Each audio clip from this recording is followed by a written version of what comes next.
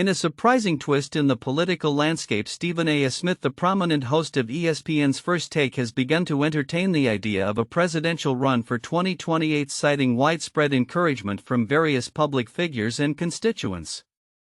In a candid interview, Smith expressed a sense of obligation to keep the door open for a potential candidacy, stating, "I have no choice, because I've had elected officials, pundits, and even billionaires talking to me about exploratory committees." This statement underscores a growing frustration with the Democratic Party, which Smith argues has failed to deliver a compelling vision or effective leadership in the wake of recent electoral setbacks.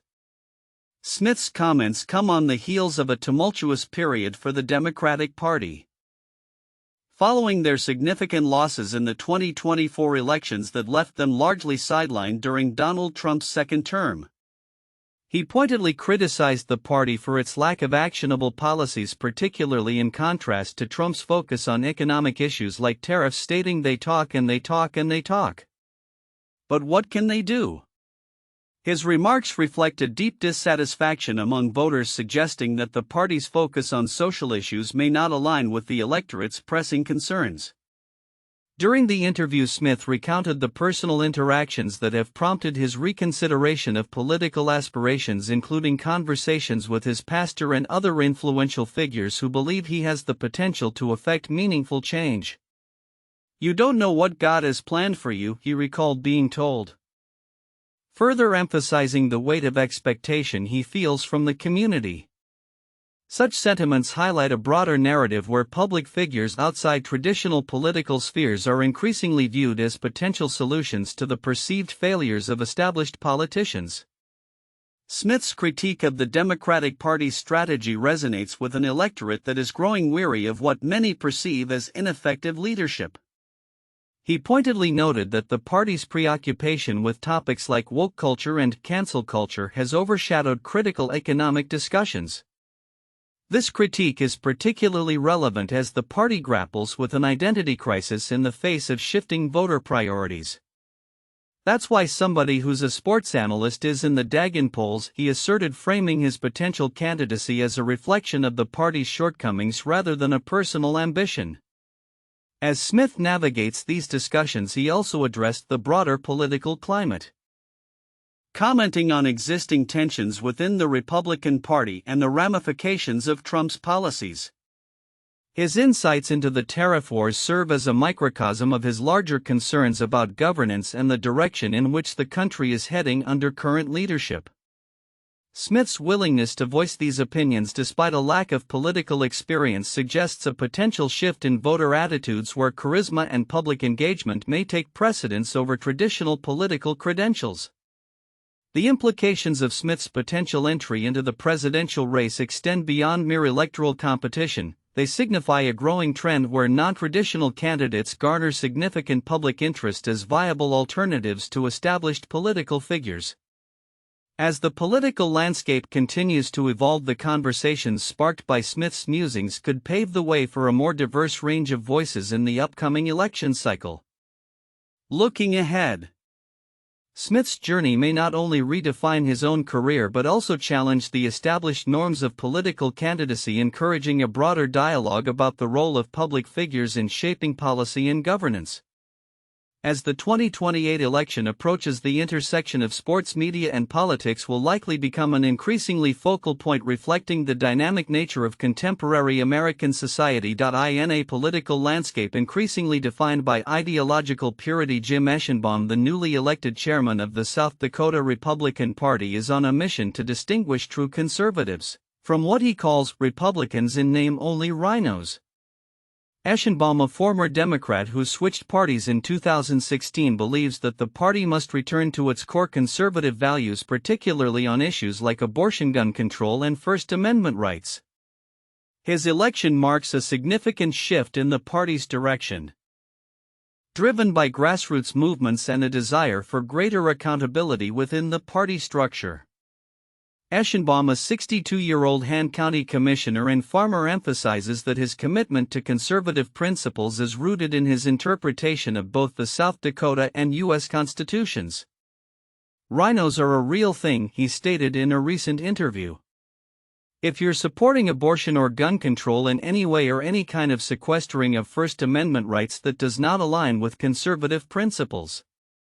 His passion for these issues was galvanized during his opposition to a proposed carbon capture pipeline, a project he termed a boondoggle that threatened landowners' rights through eminent domain. The grassroots backlash against the pipeline, which aimed to transport carbon dioxide for sequestration in North Dakota, played a pivotal role in Eschenbaum's political rise. Opponents of the project successfully ousted 14 state Republican lawmakers in the June primary elections and managed to pass legislation barring carbon pipeline companies from using eminent domain.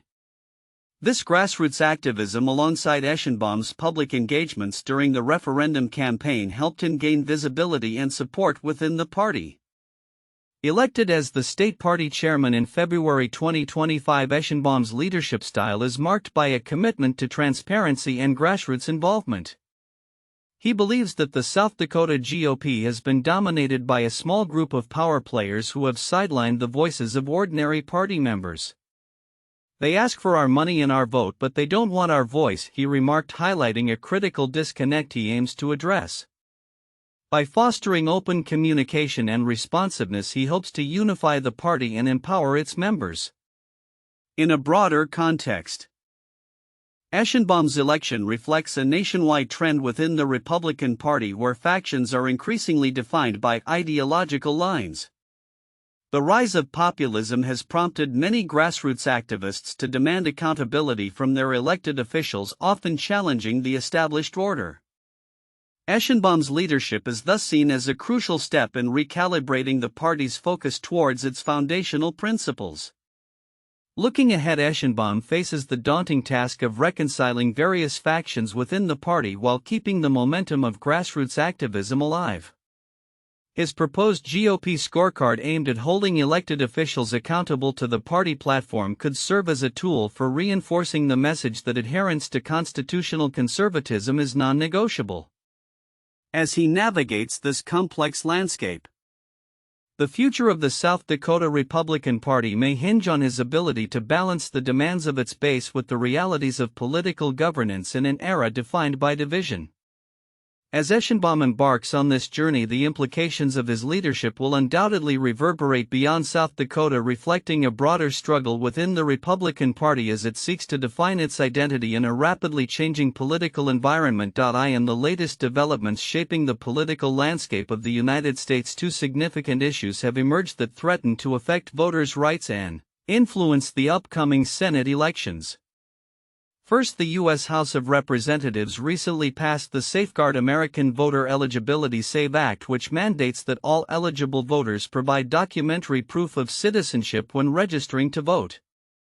This legislation is now under consideration by the Senate.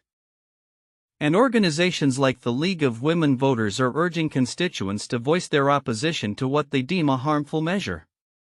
The SAVE Act may sound harmless, but it's a dangerous step toward voter suppression, stated a spokesperson for the group. The act is expected to disproportionately impact marginalized groups, including women, seniors, students, and communities of color, potentially hindering millions from participating in the electoral process. Proponents of the SAVE Act argue that strict proof of citizenship is necessary to secure the integrity of elections. However, critics highlight that similar laws in various states have already led to significant voter disenfranchisement. For example, a survey in Wisconsin revealed that nearly 10% of voters faced barriers due to voter ID laws, with a disproportionate impact on Black voters. The legislation's requirement to provide specific documentation could create additional hurdles for groups such as military members, natural disaster survivors, and individuals who have changed their name due to marriage or gender transition. As many as 69 million American women may lack the necessary documentation reflecting their current names.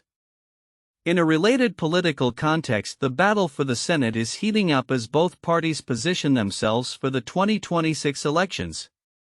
With a focus on key states like Georgia, North Carolina, and Maine, Democrats are seeking to flip 4 seats to gain control of the chamber while simultaneously defending their own competitive seats. Georgia Governor Brian Kemp is a highly sought-after potential candidate for Republicans, particularly to challenge Democratic Senator Jon Ossoff.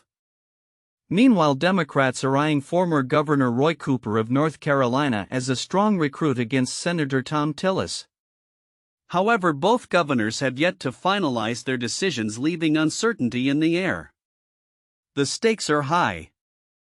And the upcoming elections are not just about party control but also about the fundamental rights of voters. As the SAVE Act makes its way to the Senate, the ramifications of its passage could echo through the electoral process for years to come. The outcome will depend not just on political maneuvering but on the voices of citizens who advocate for free and fair elections. In a different realm, the tragic helicopter crash in the Hudson River has prompted U.S. Senate Minority Leader Chuck Schumer to call for a crackdown on helicopter tour operations in New York City. Following the incident that claimed 6 lives, Schumer is urging the Federal Aviation Administration (FAA) to revoke the operating license of New York Helicopter, the company involved. He argues that the less stringent regulations under which the company operates are insufficient for ensuring passenger safety in densely populated urban areas. As the investigation continues, including efforts by the National Transportation Safety Board (NTSB) to recover missing components of the aircraft, the focus is on the safety measures in place for helicopter tours, a popular but potentially hazardous attraction in the city. Schumer's demand for increased oversight highlights growing concerns about aviation safety regulations and the need for stricter enforcement to prevent such tragedies in the future. As these narratives unfold, they underscore the complex interplay between legislation, voter rights, public safety, and political strategy as the nation moves toward a critical election year. The debates around the SAVE Act and aviation safety in New York City are not isolated issues. They reflect broader themes of accountability, representation, and the safeguarding of democratic processes. As stakeholders engage in these discussions, the outcomes will likely shape the political landscape in profound ways, setting the stage for the future of governance in America. In a rapidly evolving political landscape, the U.S. House of Representatives is witnessing significant changes that reflect the pressing demands of constituents. Newly elected Congressman Jimmy Patronis, who recently won a special election for Florida's 1st congressional district, has swiftly immersed himself in the legislative process by joining the U.S. House Committee on Transportation and Infrastructure. His selection by House Speaker Mike Johnson underscores the importance of infrastructure in a state where population growth is accelerating, with over 1,000 people moving to Florida every day. According to Patronis, he emphasizes the critical role of Florida's roadways and waterways for both economic activity and emergency responses during hurricanes. Patronis is dedicated to ensuring that infrastructure funds are allocated fairly across the state and beyond, aiming to eliminate bureaucratic hurdles that delay project completion. His commitment aligns with the committee's broader agenda, which includes enhancing aviation safety, improving port infrastructure, and supporting the U.S. Coast Guard in critical missions. Representative Sam Graves, the committee chair from Missouri, welcomed Patronis, highlighting the urgent need to address the safety of the aviation system and the flow of illegal activities across maritime borders.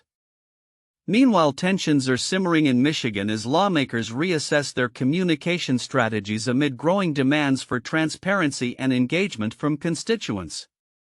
A recent survey by MLive revealed that many members of Michigan's congressional delegation are reconsidering the effectiveness of traditional town halls, especially as some have faced hostile receptions from constituents frustrated with government policies. House Speaker Johnson had even suggested that Republican members avoid in-person gatherings due to the potential for conflict. In contrast, some lawmakers are embracing virtual town halls as an alternative to in-person meetings. Republican Congressman John Molinar, for instance, successfully hosted an online session that attracted over 800 participants while also engaging constituents through various channels, including social media. Molinar's spokesperson noted that in-person town halls have become chaotic, overtaken by activists, prompting a shift towards more controlled virtual environments. Democrat Hillary Scholten, however, remains committed to in-person interactions. After hosting town halls in Grand Rapids and Grand Haven, she noted that constituents are increasingly engaged and vocal about their concerns regardless of political affiliation. Schulten's experience reflects a broader sentiment among some lawmakers that face-to-face communication is vital, even when discussions become uncomfortable. Across the aisle, Representative Debbie Dingell also champions accessibility, actively participating in community events beyond traditional town halls. She believes that diverse forms of engagement are essential for understanding constituents' needs, especially in a climate where misinformation abounds. Dingell's approach highlights the importance of adapting communication strategies to ensure all voices are heard. The evolving nature of constituent engagement is further complicated by the rapid pace of political developments, particularly under the Trump administration. Many lawmakers, including Democrats like Sri Thander and Haley Stevens, are leveraging a mix of communication tools, from newsletters to social media, to keep their constituents informed and involved. These efforts underscore a shared recognition that effective communication is critical to representing the interests of the public, especially during tumultuous times. As Congress continues to navigate these challenges, the emphasis on transparency and engagement is likely to shape the future of legislative communication. The outcomes of these efforts will not only influence individual lawmakers' relationships with their constituents but also impact the broader political landscape as elections approach.